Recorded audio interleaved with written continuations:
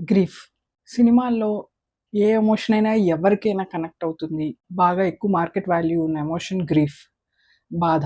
అందుకే మూవీస్‌లో mother sentiment, sister sentiment, family sentiment అని ఇలా సెంటిమెంట్స్‌తో కూడిన ఎమోషనల్ బాధని క్రియేట్ చేసే సీన్స్, స్టోరీస్ రాస్తారు.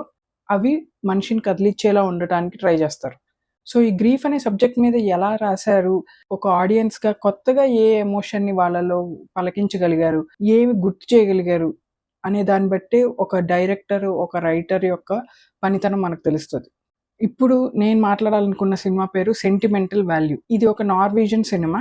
ఈ సినిమాకి last year Oscars best international film award వచ్చింది. నార్వేకి ఇది ఫస్ట్ టైమ్. ఈ సినిమాలో చెప్పిన స్టోరీ టెల్లింగ్ నాకు లైఫ్ లాంగ్ గుర్తుండిపోతుంది. ఏ భాషలో అయినా కూడా grief is an emotion that cells movies well. Movies కానీ, థియేటర్ కానీ, బుక్స్ కానీ గ్రీఫ్‌ని అందరికి కనెక్ట్ అయ్యేలా డిఫరెంట్‌గా రాయగలగటం అనేది చాలా కష్టమైన, అరుదైన విషయం. జస్ట్ యాక్టర్స్ వాళ్ళ బాధలు చెప్పుకొని ఏడిస్తే ఆడియన్స్ కనెక్ట్ అవ్వలేరు. అప్పుడు అవి అవార్డ్ ఫిల్మ్స్ అవ్వవు, లేదా జీవితాంతం గుర్తుండిపోయే ఫిల్మ్స్‌లా నిలబడవు. సెంటిమెంటల్ వాల్యూలో సినిమా బిగిన్ అయ్యేది ఒక మనిషి యొక్క బిలాంగింగ్ ఫీలింగ్ అనే దాని గురించి ఎక్స్‌ప్లెయిన్ చేస్తూ నరేషన్ బిగిన్ అవుతది. ఒక ఇంటితో మనం ఎలా సెంటిమెంటల్‌గా అటాచ్ అవుతాము, ఒక మనిషితో ఎలా సెంటిమెంటల్‌గా అటాచ్ అవుతాము, ఆ ఇంట్లో జరిగే విషయాలకి మనం ఎలా కనెక్ట్ అవుతాము, అక్కడి నుంచి సినిమా స్టార్టింగ్ నుంచి చెప్పుకుంటూ వస్తది. సినిమా మొత్తం ఒక పోయెమ్‌లా ఉంటది. ఈ సినిమా బాధ మీద తిరిగే స్టోరీ, జనరేషనల్ ట్రామా. ఒక యాంటీ నాజీ మూవ్‌మెంట్ సంబంధించిన ఒక ఆవిడ, వాళ్ళ ఫ్యామిలీలో ఏం జరిగింది, ఆవిడ టార్చర్ అనుభవించిన తర్వాత ఆవిడ ఎలాగా మెంటల్లీ డిస్టర్బ్ అయింది. ఆ తర్వాత ఆ ట్రామా వాళ్ళ ఫ్యామిలీలో ఎలా పాకింది, వాళ్ళ మనవరాలు ఎలా ఫేస్ చేసింది. చాలా ఎమోషనల్‌గా వెయిట్ ఉన్న మూవీ. అలా అని చెప్పి సినిమాలో అందరూ ఏడుస్తా ఉంటారా అంటే కాదు. ద వే సినిమాని మనకి కెమెరాలో చూపించిన విధానం, ద మ్యూజిక్, ప్రతి సీన్‌లోనూ అసలు చెప్పాలనుకున్న విషయం, మనసుకి రిలేటెడ్‌గా ఉండే ఎమోషన్‌ని టచ్ చేయాలని చూసారు. ఆ మూవీకి, ఆ సీనరీకి, యాక్టర్స్ చేస్తున్న హావభావాలకి చాలా కనెక్షన్ ఉంటది. ఇమ్మర్స్ అయిపోతాం అందులోకి. సరే అసలు ఉన్ మన లైఫ్‌లో ఉన్న బాధలకే మనం ఏడుస్తా ఉంటాము. ఇంక సినిమాలు, కథలు చదివి కూడా ఏడవాలా అంటే, ఇప్పుడు ఎపిక్స్‌గా నిలబడిపోయిన కథలు చూస్తే 'దేవదాసు', మొన్న వచ్చిన 'ఆడిసీ', 'రోమియో జూలియట్' ఇవన్నీ సాడ్ స్టోరీసే. 'ఆడిసీ' అతను ఇంటిని మిస్ అవుతున్నాడు. ఇంటికి వెళ్ళటంలో చేసే ప్రయత్నం. అతను 10 ఏళ్ల ముందు, వార్ జరగక ముందు అతని ఇల్లు వేరు. ఇప్పుడు ఇల్లు వేరు. అలాంటి ఇంటిని అతను మళ్ళీ చూడలేడు. అసలది బ్రెయిన్ కెమిస్ట్రీ, బ్రెయిన్ వర్కింగ్ అంతా మారిపోయింది. అసలతను మళ్ళీ నార్మల్ లైఫ్‌కి వెళ్ళలేడు. అతను కోల్పోయాడు. He's last himself. అతను లాస్ట్‌లో బతుకుతూ ఎక్కడెక్కడో వెళ్తూ అప్పుడు ఇంటికెళ్తాడు. అసలు 'ఓడిసీ' పోయెమ్ మొత్తం ఉండేది గూడా అతని గ్రీఫే. అతని మనసులో జరిగే బాధే.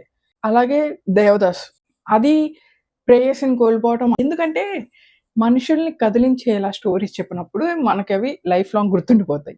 ఇదే గ్రీఫ్‌ని ఎంత బ్రిలియంట్‌గా టచ్ చేయగలిగారు అనే దాన్ని బట్టే సినిమా స్టాండర్డ్ అనేది ఉంటది. అందులో నాకు సెంటిమెంటల్ వాల్యూ, నాకు లైఫ్ లాంగ్ గుర్తుండిపోయే మూవీ. అసలు గ్రీఫ్ స్టోరీస్ చూసి, చదివి, వాటి నుంచి మనం ఫీల్ అయ్యి, ఆ ఎమోషన్‌ని మనం దింపుకుంటాం. అవి బాగా చెప్తే, వాటితో పాటు మనం ట్రావెల్ అయ్యి. ఇది మనలో ఉన్న భారాన్ని దింపే సినిమా. చిన్న స్క్రీన్‌లో చూసినా, పెద్ద స్క్రీన్‌లో చూసినా ఒక సినిమా చెప్పే విధానంకి మనం ఆ సినిమాతో పాటు ప్రయాణిస్తూ ఉంటే అదే ఆ సినిమాకి పెద్ద సక్సెస్. మనిషికి ఒక ఇంట్లో హ్యాపీనెస్ ఉంటది. అంటే బర్త్‌డే సెలబ్రేషన్స్, పెళ్లి సెలబ్రేషన్స్, ఆఫీస్‌లో అచీవ్‌మెంట్ సెలబ్రేషన్స్ ఇవన్నీ ఒక హ్యాపీనెస్ పార్ట్. అలాగే మదర్ చనిపోవటం, ఫాదర్ చనిపోవటం, ఏదైనా యాక్సిడెంట్ అవ్వి ఏదైనా జరగటం, ఇవన్నీ సాడ్‌నెస్. ఇవన్నీ కూడా ఆ ఇంటి చుట్టూ ఉండే మెమోరీసే. అయినా కూడా మనం ఆ ఇంటి నుంచి పారిపోవాలి అని ఎప్పుడు అనుకోం. ఆ ఇల్లే మనకి మన మనసుని కాపాడుతున్న ఒక సేఫ్ ప్లేస్. అలాంటి ఇంట్లో బాధ ఉంటది, హ్యాపీనెస్ ఉంటది. ఈ బాధని ఎలా టాకిల్ చేస్తాము అనే దాన్ని బట్టి మన మెంటాలిటీ డెవలప్‌మెంట్ ఉంటది. ఈ సినిమాలో ఉండే హీరోయిన్ కూడా అంతే. తను కంప్లీట్‌లీ జనరేషనల్ ట్రామాని తనలో మోస్తూ వెళ్తున్న క్యారెక్టర్. తను ఒక యాక్ట్రెస్. ఆమెకి సడెన్‌గా ఈ డిప్రెషన్ నుంచి బర్స్ట్ అవుతా ఉంటాయి. తను సడెన్‌గా పానిక్ అయిపోతా ఉంటది. తన చుట్టూ ఉన్న వాళ్ళు తనకు సలహాలు ఇస్తూ ఉంటారు. కానీ అవన్నీ రీచ్ అవ్వటానికి కూడా ఆమెకు స్పేస్ ఉండదు. అంతా ఈ బాధతో కవర్ అయ్యి ఉంటది కదా! ఆ అమ్మాయి యొక్క ఎమోషనల్ ఆర్క్ వాళ్ళ డ్యాడీ ఆ అమ్మాయి కోసమే ఎందుకు ఆ పాత్ర రాశారు, ఆ emotional relief in the end చాలా బాగుంటుంది. కాకపోతే నాకు ప్రాబ్లం అనిపించిందల్లా కొంచెం ఓపిక్గా చూడాలి. జనరల్గా మనకి డైలాగ్స్ మాటలు పాటలు అలవాటైపోయినాయి కాబట్టి ఈ డిఫరెంట్ అయిన స్టోరీ టెల్లింగ్లో మనం కూర్చోవడానికి కొంచెం ఇబ్బంది పడతాం.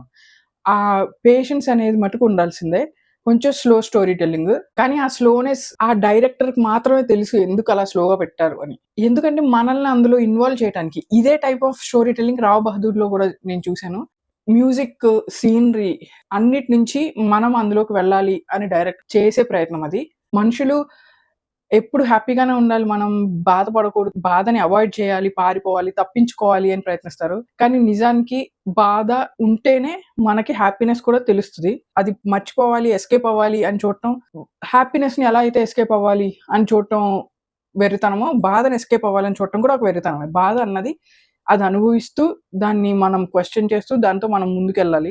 అలాగే ఈ సినిమా కూడా బాధ నుంచి పారిపోవటం కాదు. అందులోంచి జనరేషనల్ ట్రామా, ఆ బాధ అనేది ఒకళ్ళు పంచుకున్నప్పుడు ఎలా వాళ్ళు దాంట్లోంచి రిలీఫ్ ఎలా పొందారు ఒక ఫ్యామిలీ మొత్తం తండ్రి, కూతురు. ముఖ్యంగా తండ్రి, కూతురు చాలా బాగా యాక్ట్ చేశారు. De två är ju det bästa som har hänt mig. Bästa som har skjedd deg? Skal vi verte litt mer, da? Stellan Skarsgard, Renate Reinsve పేరు సరిగ్గా పలుకుతున్నానో లేదో నాకు తెలీదు. పలకట్లేదని నేను అనుకుంటున్నా. ఎల్ ఫ్యానింగ్ బెస్ట్ సపోర్టింగ్ యాక్ట్రెస్‌కి నామినేషన్ కూడా వచ్చింది తనకి. చాలా బాగా యాక్ట్ చేసింది. ఇచ్చిన క్యారెక్టర్ అసలు ఎవ్రీవన్ ఇందులో ఉన్నదే తక్కువ క్యారెక్టర్స్ కాబట్టి వాళ్ళు ఖచ్చితంగా బాగా చేయాల్సిన రోల్స్ అండ్ చాలా బాగా యాక్ట్ చేశారు. కొన్నిసార్లు మనకి ఎయిదర్ హ్యాపీనెస్ ఆర్ నార్మల్‌నెస్ ఉండటం జరుగుతది. కానీ ఒక బుక్ చదివినప్పుడు అది మంచి బుక్ అయితే, మంచిగా మనల్ని కదిలించే బుక్ అయితే ఏడుస్తాం. కానీ ఆ రోజు ఆ ఏడ్చిన తర్వాత సంతృప్తినిస్తది. అదే ఈ సినిమాలో ఉంది. Sentimental value.